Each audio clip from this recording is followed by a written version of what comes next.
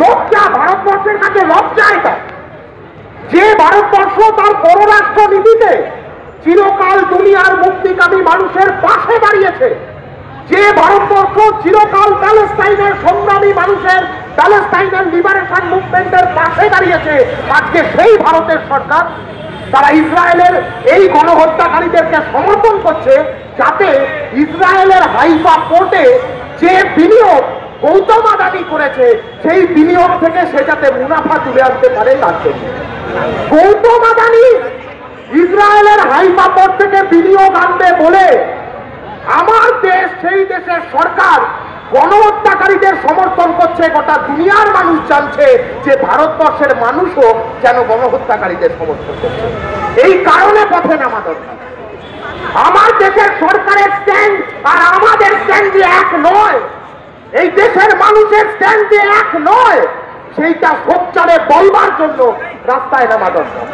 শুধু কলকাতা নয়, আজকে যে সময় এই কলকাতা মহানগরের বুকে, যে কলকাতার মাটি থেকে তোমার নাম আমার নাম ভিয়েতনাম, ভিয়েতনামের মিছিল বেরিয়েছিল, যে কলকাতার মাটিতে কিউবার প্রতি সংগতি যে কলকাতার মাটি থেকে গিয়েছিল, যে কলকাতার বুকে দাঁড়িয়ে ইয়েসার আরাফাত আর জ্যোতি বসু হাতে হাত করে প্যালেস্টাইনের মুক্তিকামী মানুষের প্রতি এই বার্তা দিয়েছিল যে গোটা দুনিয়া ঘুমিয়ে থাকলেও এই পশ্চিম বাংলা জেগে থাকবে, প্যালেস্টাইনের মানুষের পাশে দাঁড়িয়ে এই ভারতবর্ষ জেগে থাকবে, প্যালেস্টাইনের মানুষের পাশে দাঁড়িয়ে।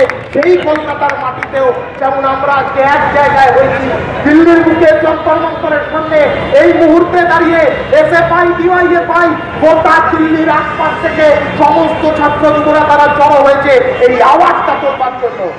এই যে তফাৎ, এই যে ডিফারেন্স, এইটা রেজিস্টার করাতে আমাদের কথা 500 জন শূন্য কি 5000 জন শূন্য কি 5 জন শূন্য তাতে কিচ্ছু যায় আসে না। 5 জন শুনলেও 5 জনের কানে 5 জনের মাথায় এটা ঢুকিয়ে দিতে হবে যে ভারতবর্ষের সরকার গণহত্যাকারীদের সমর্থন করছে আর ভারতবর্ষের মানুষ প্যালেস্টাইনের মুক্তিকামী মানুষদের পাশে আছে, তাদেরকে সমর্থন করছে। আমার রাজ্যের সরকার আরো লজ্জা, আরো লজ্জা। পশ্চিমবঙ্গ সরকারের প্রোগ্রাম ছিল যুব ভারতীর বুকে, তৎকালীন পশ্চিমবঙ্গ সরকারের মুখ্যমন্ত্রী জ্যোতি বসু ইয়েসার আরাফাতকে পাশে দাঁড় করিয়ে এই অ্যালার্ম দিয়েছিল যে প্যালেস্টাইনের মানুষের পাশে আমরা আছি। আর আজকে এই রাজ্যের সরকার যারা নাকি স্পেস সায়েন্স নিয়েও পড়াশোনা করে নিয়েছে, তাদের জিওপলিটিক্স নিয়ে কোনো পড়াশোনা নেই। একটা প্রেস কনফারেন্স করে এই কথাটা বলতে পারছে না যে 183 জন শিশুকে যারা খুন করেছে এক রাতের মধ্যে তাদের সাথে আমরা নেই। পারছে না বলতে, দম হচ্ছে না। বাংলার সংস্কৃতি এটা শেখায়, বাংলার সংস্কৃতি